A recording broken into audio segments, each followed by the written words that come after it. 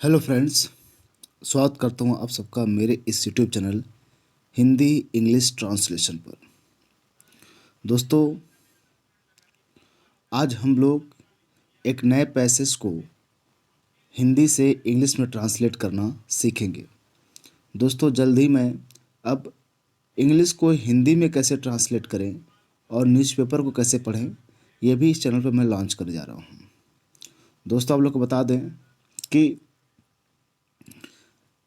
इस चैनल पर English speaking की क्लास चल रही है। टेंस ग्रामर जिनको नहीं आता है वो पूरा मैंने बेसिक से स्टार्ट कर दिया है। जो इम्पोर्टेंट फीचर्स होते हैं जिनका यूज़ हम लोग करते हैं उनका भी चालू मैंने कर दिया है। और कुछ ऐसे इम्पोर्टेंट वर्ड आइटम्स हुए फ्रेजल जो हम लोग डेली यूज करते हैं वो भी हमने चालू कर दिया है। डेली बोले जाने वाले सेंटेंस जिससे आप अंग्रेजी सीखते हैं ये सब इस चैनल पर चालू हो चुका है। तो आप लोग बिल्कुल बेसिक से आप लोग पढ़कर इस चैनल से बहुत कुछ सीख सकते हैं। ठीक है दोस्तों, तो आज हम लोग चलते हैं इस नए पैसेज को ट्रांसलेट करने के लिए। ठीक है, देखिए दोस्तों, हमने बार बार कहा है कि ये सब सीखने के लिए थोड़ा एक लंबा समय लगता है। इसके लिए थोड़ा ग्रामर का नॉलेज हमें रहना बहुत ज़रूरी है। ओके, और जब ग्रामर का नॉलेज है तो आप जल्दी से समझ सकते हैं। आइए देखिए, हम लोग स्टार्ट करते हैं। एक चींटी नदी की धारा से बहती जा रही थी। बहती जा रही थी। एक चींटी एक नदी की धारा से बहती जा रही थी। जा रही थी, रहा था, रही थी, रहे थे। ये कंटिन्यूअस हैं और ये किस टेंस के हैं? पास्ट के हैं। किसके हैं? पास्ट टेंस के हैं। ये पास्ट टेंस के कंटिन्यूअस के वाक्य हैं। हो गया? तो पास्ट टेंस में पहले हम सब्जेक्ट लिखते हैं, उसके बाद हम क्या लिखते हैं? वाज वर लगाएंगे, याद रखिएगा। उसके बाद वर्ब के फर्स्ट फॉर्म में एनजी, ऑब्जेक्ट प्लस अदर वर्ड। तो सब्जेक्ट का क्या कर रहा है? कौन बह रहा था? कौन बह? सब्जेक्ट है आंट, एक चींटी। एक चींटी बह रही थी। और जब सिंगुलर होता तो वाज लगता है, अब प्लूरल हो तो वर लगता है, WERE। हो गया? तो ये हम वाज, आंट वाज। हो गया? उसके बाद वर्ब लिखेंगे। वर्ब क्या है? बहना। दो तरह का बहना होता है, एक हवा का बहना, एक पानी का बहना। हवा के बहने को ब्लो कहते हैं, ब्लो, ब्लोइंग। और पानी बहने को हम फ्लो बोलते हैं। तो पानी बहने क्या बोले?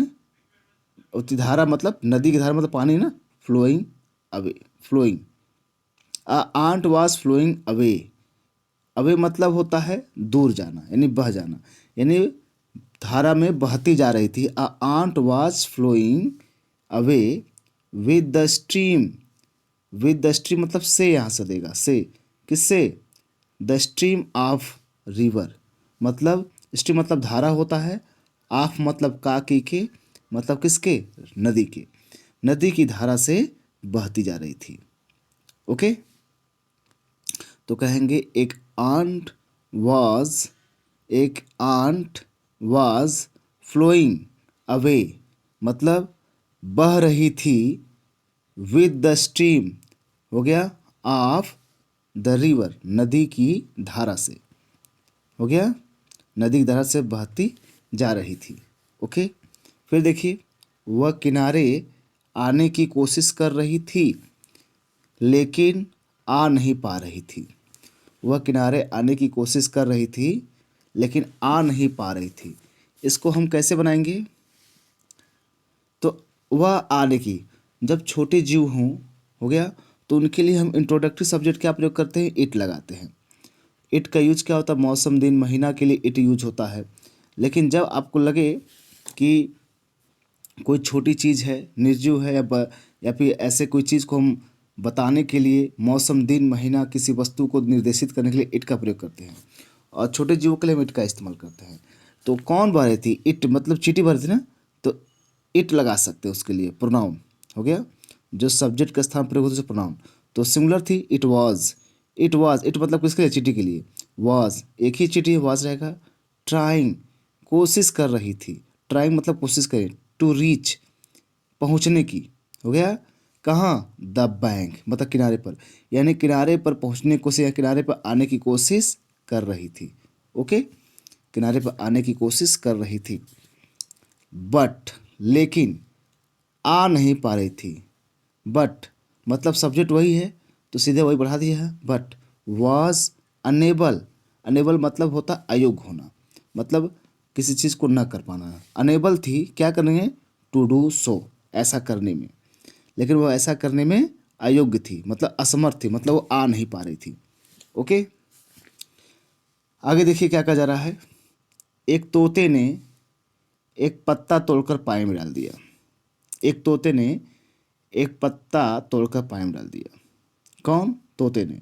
तो ये पास्ट इंडेफिनिट का है। अ पैरट प्लग्ड, वर्ब का सेकंड फॉर्म लगता है। प्लग्ड क्या तोड़ा, अ लीफ एक पत्ता, एंड और उसे क्या कर पानी में डाल दिया। ड्रॉप्ड इट डाल दिया इनटू वाटर, पानी में, इनटू वाटर, इनटू वाटर पानी में डाल दिया। ओके, मतलब यहाँ पे क्या समझ में है। अ पैरट एक तोते ने प्लग्ड तोड़ा, प्लग प्लग मतलब तोड़ना होता है। प्लग्ड अ लीफ एक पत्ते को तोड़ा, एंड और ड्रॉप्ड इट उसे डाल दिया in on to water, it on to, यानी ऑन टू मतलब क्या होता है, जब किसी के ऊपर लेयर लेयर पे बोलते हैं उसके ऊपर बोलते हैं ऑन टू। तो ऑन टू वाटर। फिर देखिए, चींटी पत्ते पर बैठ गई और उसकी जान बच गई। हो गया, चींटी पत्ते पर बैठ, पूरे पास्ट की घटना है ये। हो गया, पूरे पास्ट की घटना है ये। हो गया। The ant sat down, sat on बोलेंगे, the on sat on the leaf, sat on मतलब बैठ गई। सेट सिट का सेट होता ना, ऑन क्या, ऑन द लीफ मतलब पत्ते पर बैठ गई। The on set on the leaf and it's life was save, it's life मतलब क्या है, उसकी जान, वॉज सेव्ड बच गई। हो गया, मतलब वर्ब यहाँ पर पैसिव फॉर्म में है, वर्ब का थर्ड फॉर्म लगा, सेव्ड है, पैसिव है। ओके, मैंने बचा ली गई या बच गई, क्योंकि वो खुद बची नहीं, उसको बचाया गया पत्ते के द्वारा, तो उससे पैसिव बनाते हैं। वर्ब का थर्ड, वाज के बाद वर्ब का थर्ड फॉर्म लगता है। It's life was saved. Okay, तो आप लोग देखें हमने एक हिंदी पैसेज को इंग्लिश में कैसे ट्रांसलेट किया। आप लोग क्या करेंगे, इसको आप लोग लिखेंगे।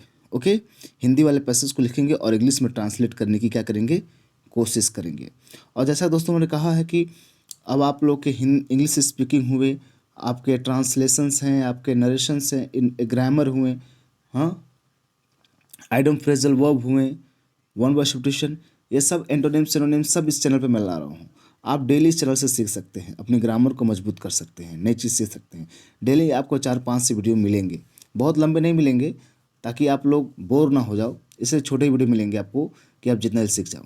यदि आपको वीडियो अच्छा लगा है तो चैनल को ज़रूर सब्सक्राइब करिएगा, वीडियो को लाइक करिएगा, और जिनको ज़रूरत है दोस्तों उनके तक जरूर शेयर कीजिएगा। मिलते हैं हम नेक्स्ट वीडियो में। Thank you very much.